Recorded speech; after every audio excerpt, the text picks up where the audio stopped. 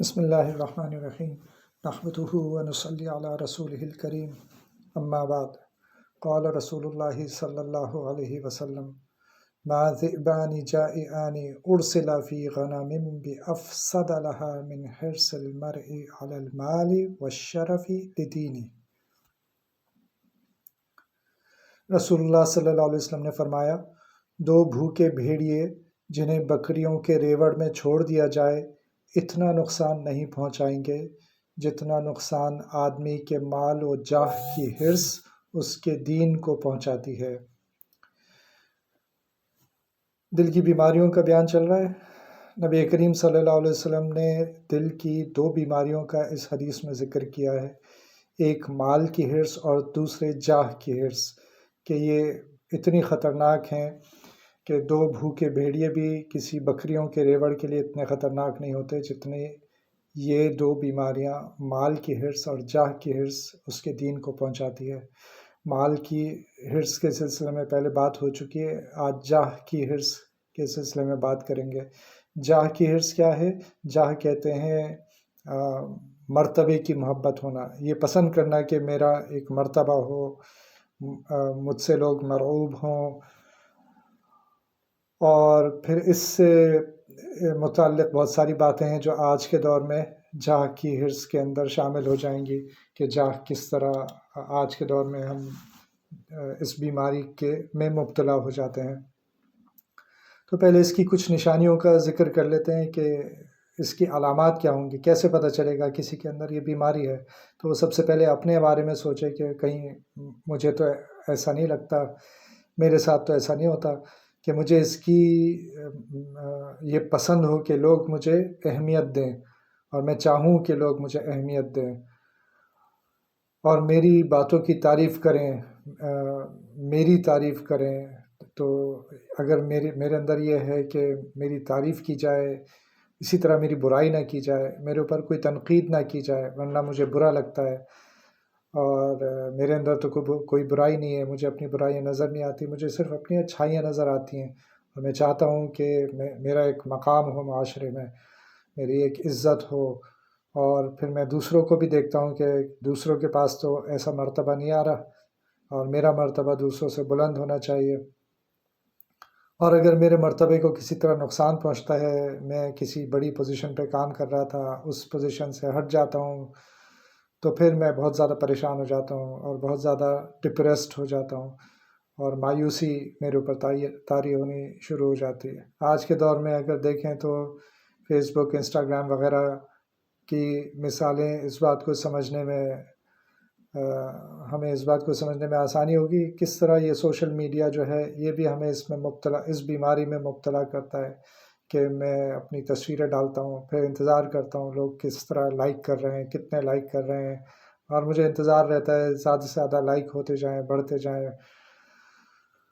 تو یہ بھی ایک اس بیماری کی علامات میں سے، اور اس میں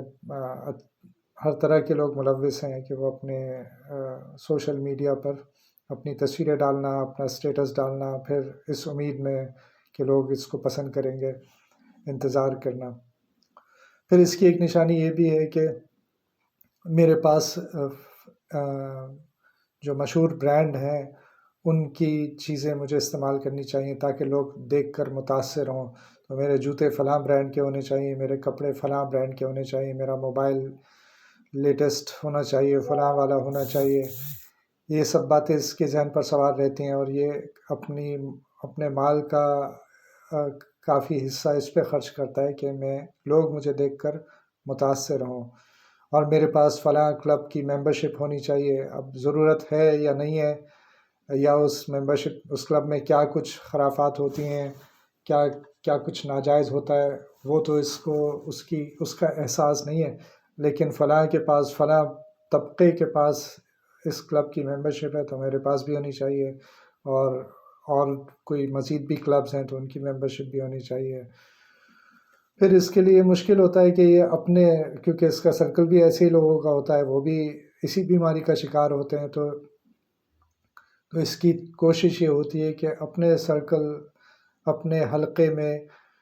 میرے حلقے کی جو ایک دوسرے سے توقعات ہیں وہ پوری کی جائیں، میں ان کی توقعات کے خلاف کچھ نہ کروں.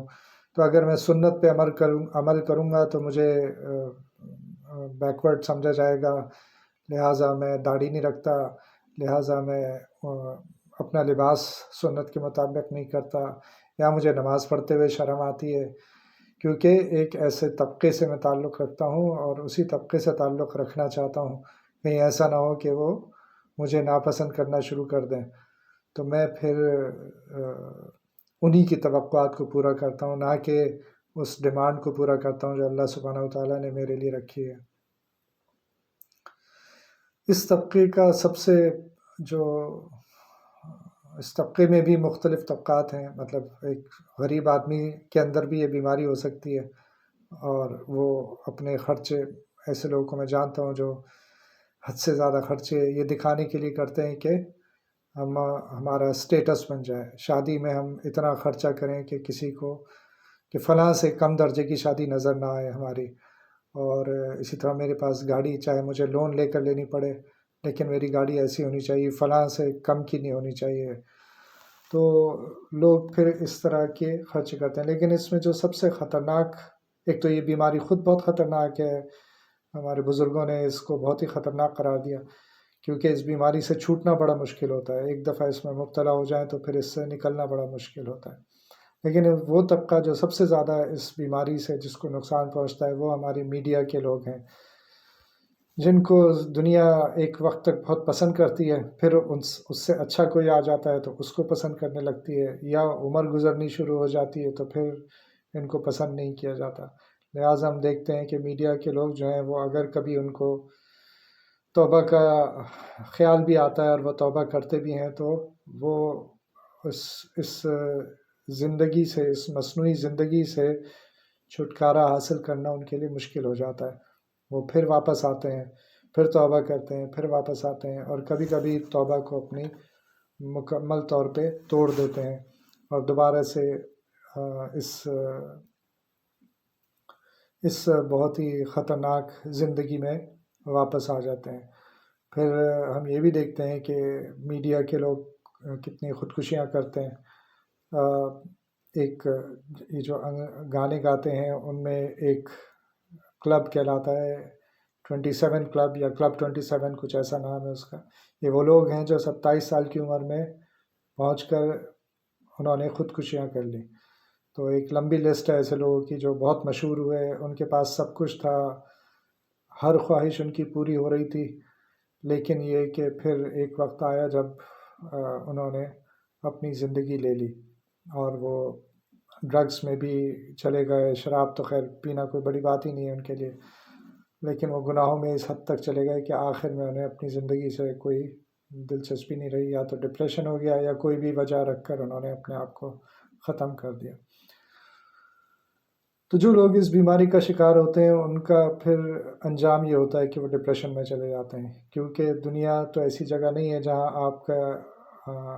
آپ کی حب جاہ پوری ہو سکے. اصل تو مرتبے جو ہوں گے وہ اللہ سبحانہ و تعالیٰ ہمیں دیں گے جنت میں. تو اصل مرتبے تو وہ ہوں گے جہاں کوئی کسی سے حسد نہیں کرے گا، اور وہ مرتبے ایسے ہوں گے کہ ہم یہاں سوچ بھی نہیں سکتے. لیکن جب ہماری یہاں پہ ساری خواہشات پوری نہیں ہوتی تو پھر ایک وقت آتا ہے، اور پھر ویسے بھی ایک وقت آتا ہے کہ آدمی کا جو مرتبہ ہے وہ لوگوں کی نظر میں کم ہونا شروع ہو جاتا ہے، عمر کی وجہ سے یا کسی بھی وجہ سے. تو ان کا وہ مرتبہ نہیں رہتا اور لوگ پھر دوسروں کی طرف توجہ دینا شروع کر دیتے ہیں. لہٰذا ایسے لوگ پھر ڈپریشن کا شکار ہو جاتے ہیں، اور پھر اپنی زندگی جو ایک تو بیماری اندر تھی، حب جاہ کی بیماری، وہ دل کے اندر وہ بیماری موجود تھی، لیکن اس کا پھر ظہور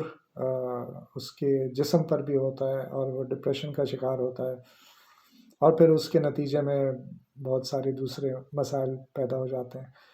تو ہمیں اس بیماری سے بچنے کے لیے بہت ضروری یہ ہے کہ ہم اپنے آپ کو چھوٹا سمجھیں، ہم اپنے آپ کو عاجز سمجھیں،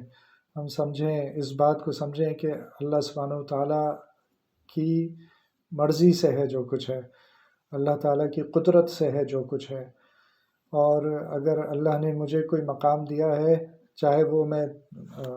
دنیا میں کوئی مقام ہو، چاہے وہ دینی لحاظ سے بھی کوئی مقام ہو، تو لیکن یہ کہ مقام دینے والی اللہ تعالیٰ کی ذات ہے، وہ انہوں نے دیا ہے اور وہی اس کو واپس بھی لینا چاہیں گے تو واپس لے لیں گے، لہٰذا میں کچھ نہیں ہوں۔ میرا سب سے بلند مرتبہ وہ ہے جب میں سجدے میں ہوتا ہوں، جب اللہ سبحانہ وتعالیٰ کے سامنے اپنی پیشانی کو زمین پہ رکھ دیتا ہوں، وہ میرا سب سے بلند مقام ہے، کیونکہ نبی کریم صلی اللہ علیہ وسلم نے اسی مقام کو سب سے بلند مقام قرار دیا، یعنی اللہ تعالیٰ کی قربت، یہاں تک کہ قرآن شریف میں بھی آیا ہے کہ سجدہ کرو اور اللہ کے قریب ہو جاؤ۔ تو اگر جو اللہ تعالیٰ کے قریب ہوگا سب سے بلند وہ ہوگا، اور اس کو اللہ تعالیٰ نے یہ سکھایا کہ اپنے آپ کو ذلت کے مقام پر لے جاؤ گے، میرے سامنے اپنے آپ کو ذلت کے مقام پر لے جاؤ گے تو تم سب سے بلندی پر آ جاؤ گے۔ تو جب ہم سجدہ کریں گے تو اپنے آپ کو چھوٹا سمجھیں گے، اور اگر ہم نماز ہی نہیں پڑھیں گے تو ہم سجدہ کیسے کریں گے؟ تو دین زندگی میں آ جائے گا تو خود ہی اپنی حیثیت واضح ہونا شروع ہو جائے گی کہ میں ہوں کیا، میں ہوں کون، اور میری حیثیت کیا ہے۔ تو پھر دل کے اندر عاجزی پیدا ہوگی، انکساری پیدا ہوگی، اور پھر اپنے آپ کو چھوٹا سمجھنا شروع کرے گا، اور یہ اس بیماری کا علاج شروع ہوگا۔ اس بیماری کا علاج اس میں بھی ہے کہ ایسے لوگ جو اس بیماری میں مبتلا ہیں ان سے دور رہا جائے، اور ایسے لوگ جو صحت مند ہیں اور اس بیماری کا شکار نہیں ہیں، اللہ تعالیٰ کے نیک بندے، ان کی صحبت میں رہا جائے گا، تو پھر اپنے عیب اور زیادہ نظر آنے شروع ہوں گے۔ نیکوں کی نیکیاں دیکھیں گے تو اپنی آپ کو دیکھ کر شرمندگی ہوگی، اور کہ میں تو یہ بھی نہیں کرتا، میرے اندر تو یہ بھی خرابی ہے، اور پھر انسان اپنا علاج کرنے کے قابل ہو جائے گا۔ اللہ تعالیٰ ہم سب کو ان باتوں کو سمجھنے کی توفیق عطا فرمائے۔ آخر دعوانا ان الحمد للہ رب العالمین۔